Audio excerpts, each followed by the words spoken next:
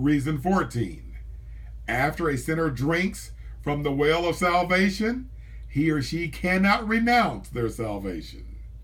2 Corinthians 4:12 states, "So then death worketh in us, but life in you." When you meet Christians who have deceived themselves into thinking they can lose their salvation by renouncing it, share this with them. Let's say you met a man so distraught with life that he decides to take his own. His marriage is on the rocks, and all of his family and friends have forsaken him.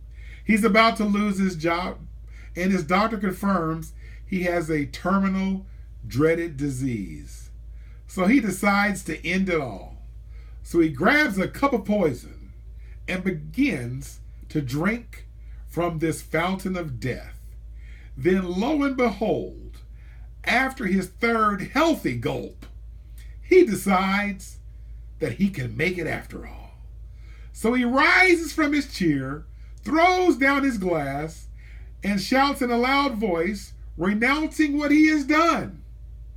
He begins to shout, "I will not die. I shall not die. I renounce my death. I will not die. I shall not die. Although I once accepted death as a way of escape, now I renounce it.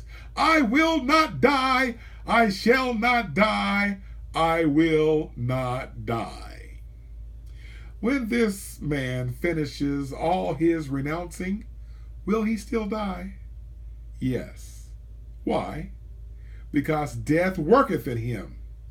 Whereas Paul writes to the believer, "But life in you, Christ in you, the hope of glory.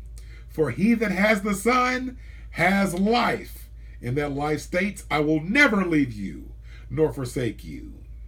The same one who announced, "I am the life," has begun a good work in you and shall perform it. He is Christ in you, the hope of glory. And when you, as a sinner, drank from the well of salvation called the gospel, Jesus promised you would live forever. Isaiah 12:3. That one drink from his cup of eternal salvation called the gospel gave you eternal life.